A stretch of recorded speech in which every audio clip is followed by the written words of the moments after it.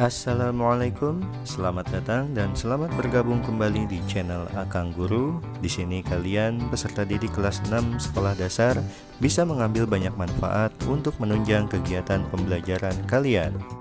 Adapun materi pembelajaran pada video kali ini diambil dari tema 3 subtema 1 dengan muatan pembelajaran pendidikan Pancasila dan kewarganegaraan. Fokus materinya adalah tentang hak seorang anak saat di lingkungan rumah, sekolah, dan masyarakat. Sebelum kita lanjutkan pembelajaran, bagi kalian yang belum, kami mengundang kalian untuk ikut mendukung channel ini agar lebih berkembang dan memberikan lebih banyak lagi manfaat dalam kegiatan pembelajaran dengan cara klik tombol subscribe dan bagikan video ini di media sosial yang kalian punya. Terima kasih. Michael Faraday menemukan generator penghasil arus listrik. Dengan adanya listrik, banyak sekali manfaat yang dapat kita peroleh. Listrik membuat orang hidup lebih nyaman karena banyak pekerjaan yang dapat terbantu. Begitu banyak manfaat listrik bagi kehidupan kita. Dengan adanya listrik, kita dapat menonton televisi, menyalakan radio, menyalakan lampu, dan lain-lain. Kalian pasti pernah mengalami pemadaman listrik. Apa yang kalian rasakan saat itu? Wah, pasti nggak enak ya. Kamu berhak mendapatkan manfaat dari listrik. Dengan adanya listrik, kamu dapat menonton televisi, menyalakan radio, dan menyalakan lampu. Itu adalah hal-hal yang kamu berhak lakukan. Lantas, apa itu hak? Ayo kita pelajari lebih lanjut. Hak adalah sesuatu yang harus diperoleh setiap orang sejak lahir. Berikut contoh-contoh hak anak di rumah, sekolah, dan di masyarakat. Contoh hak anak di rumah yang pertama adalah memperoleh makan makanan yang bergizi. Yang kedua, nyaman saat belajar di rumah. Dan yang ketiga adalah memperoleh kasih sayang. Contoh hak anak di sekolah adalah yang pertama, memperoleh pengajaran dari guru. Yang kedua, belajar dengan nyaman di sekolah. Dan yang ketiga, bermain saat jam istirahat.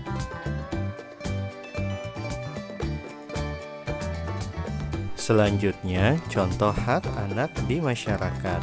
Yang pertama adalah bermain di lingkungan yang bersih. Yang kedua adalah memperoleh rasa aman saat bermain. Dan yang ketiga adalah ikut serta dalam kerja bakti.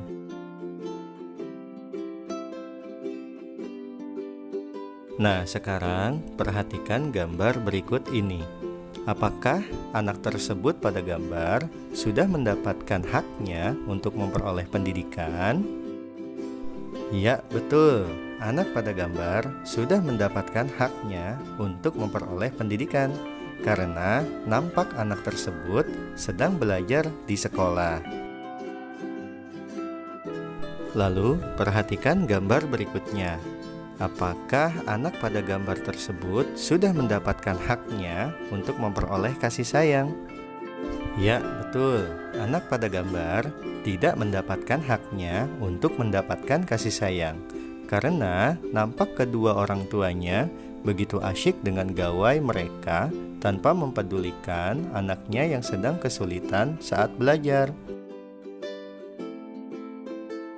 Setiap orang memiliki hak.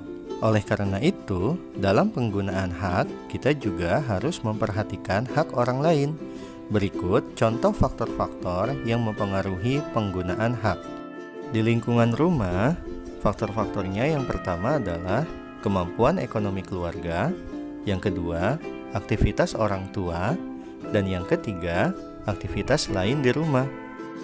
Di lingkungan sekolah, faktor-faktornya adalah yang pertama, waktu belajar, yang kedua, waktu bermain, dan yang ketiga, aktivitas lain di sekolah.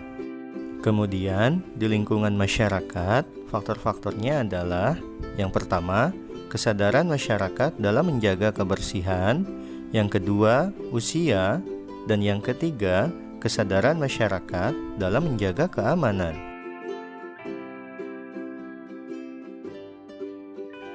Materi berikutnya adalah penggunaan hak yang bertanggung jawab. Tahukah kalian, konsep dan penerapan pembangkit tenaga listrik beserta pendistribusiannya ke rumah merupakan ide dari Thomas Alva Edison.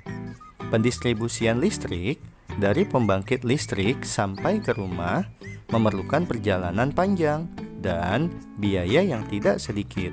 Selain itu, listrik yang kita gunakan sehari-hari umumnya berasal dari sumber daya alam yang tidak dapat diperbarui. Oleh karena itu, kita harus bertanggung jawab terhadap penggunaan hak kita dalam memanfaatkan listrik di rumah. Berikut contoh-contoh penggunaan hak yang bertanggung jawab beserta manfaatnya. Di lingkungan rumah, contoh yang pertama adalah bermain dengan nyaman, lalu merapikan mainan selesai bermain. Hal itu dilakukan agar mainan tidak cepat rusak. Contoh yang kedua adalah menonton film kesukaan di televisi dengan jarak yang benar dan tidak terlalu malam. Hal itu dilakukan agar mata tidak rusak dan tidak bangun kesiangan.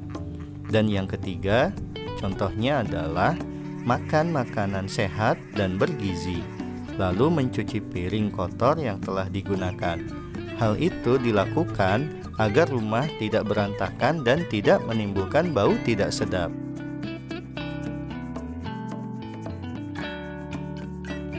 Berikutnya di lingkungan sekolah, contoh yang pertama adalah mendapat pengajaran dengan mendengarkan penjelasan guru.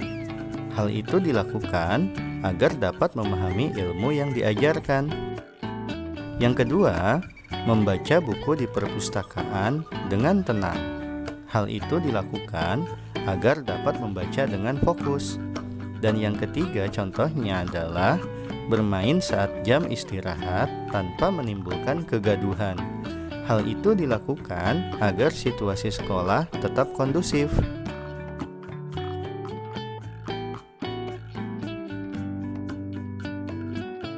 Yang terakhir, di lingkungan masyarakat. Contoh-contohnya adalah yang pertama, bermain di taman tanpa menginjak rumput.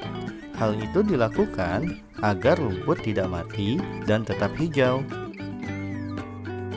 Yang kedua, diperbolehkan ikut kerja bakti sesuai kemampuan. Hal itu dilakukan agar pekerjaan yang dikerjakan dapat diselesaikan dengan baik. Dan yang ketiga, bermain sepeda tidak di jalan raya. Hal itu dilakukan agar selamat dan tidak terluka.